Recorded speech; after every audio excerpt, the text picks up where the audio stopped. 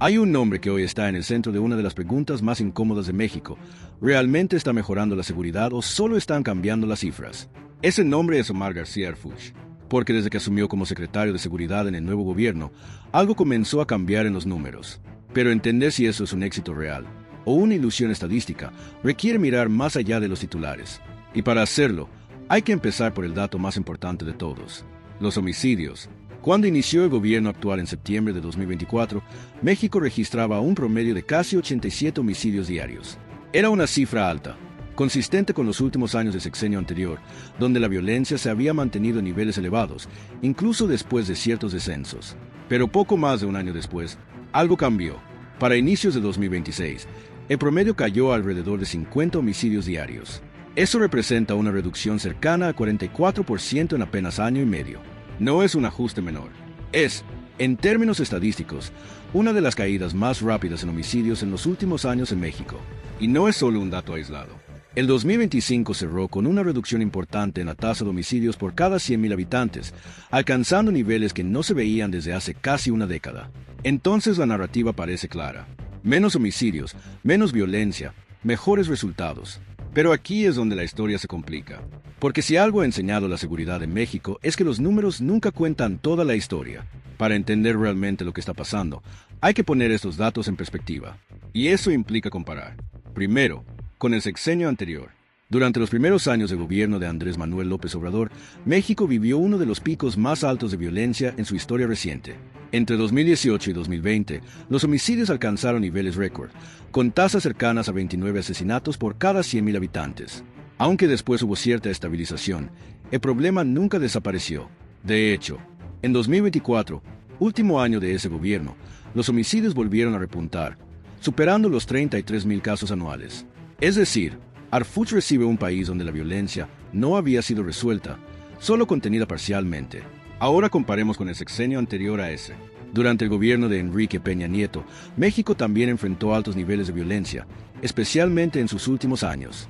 Sin embargo, el incremento más fuerte se dio precisamente en la transición hacia el siguiente sexenio, marcando el inicio de la crisis más intensa. Entonces, si ponemos todo en perspectiva, lo que estamos viendo con Harfuch no es solo una reducción.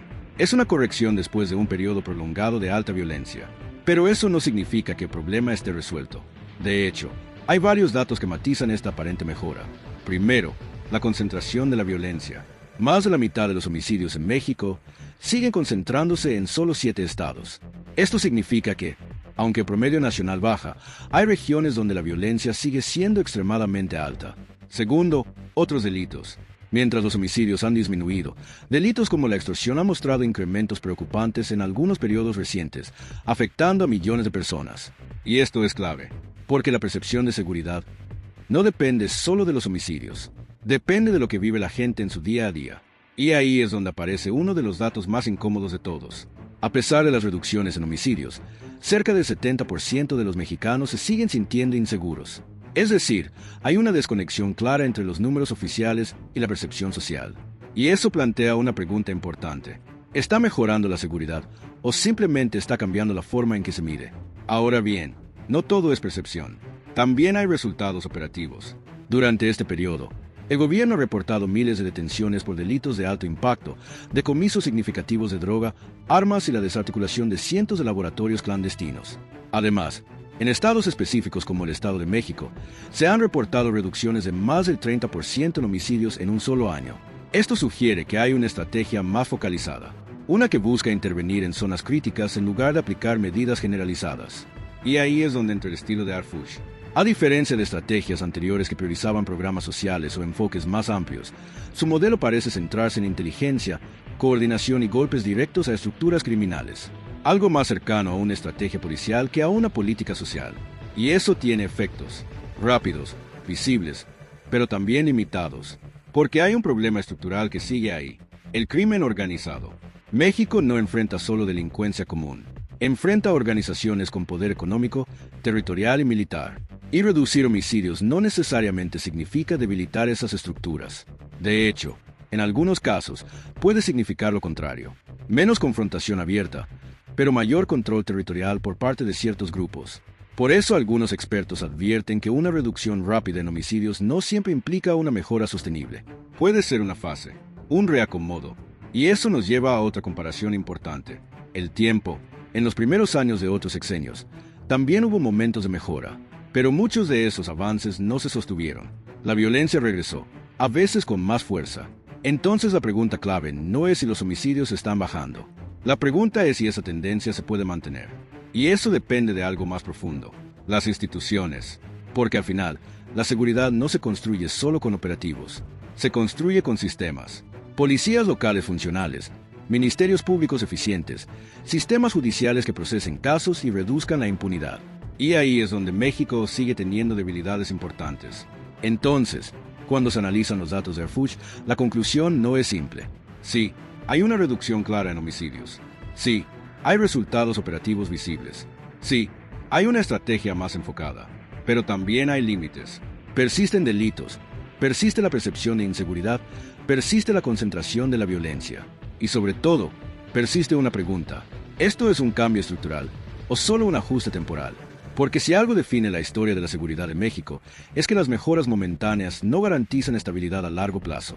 Y aquí es donde todo se vuelve más interesante. Porque Harfuch no solo está gestionando la seguridad, está construyendo una narrativa de control, de resultados, de capacidad. Y esa narrativa tiene implicaciones políticas. Porque en un país donde la seguridad ha sido uno de los principales problemas durante décadas, quien logre mostrar resultados reales, o al menos creíbles, gana poder. Pero ese poder depende de una sola cosa: sostener los resultados. Porque en seguridad no basta con bajar los números una vez, hay que mantenerlos bajos. Y eso es mucho más difícil. Entonces, al final, la historia de Harfuch apenas comienza. Los datos iniciales muestran una tendencia positiva, pero la verdadera prueba no está en el primer año. Está en lo que venga después. En si esos 50 homicidios diarios pueden convertirse en 40. En si la percepción de inseguridad puede empezar a cambiar. En si los delitos que no se ven en las cifras principales comienzan también a disminuir. Porque solo entonces se podrá decir que no fue un ajuste, que fue un cambio. Y la pregunta que queda en el aire es tan directa como incómoda. ¿Estamos viendo el inicio de una verdadera transformación en la seguridad de México, o solo otro capítulo en una historia que ya hemos visto antes?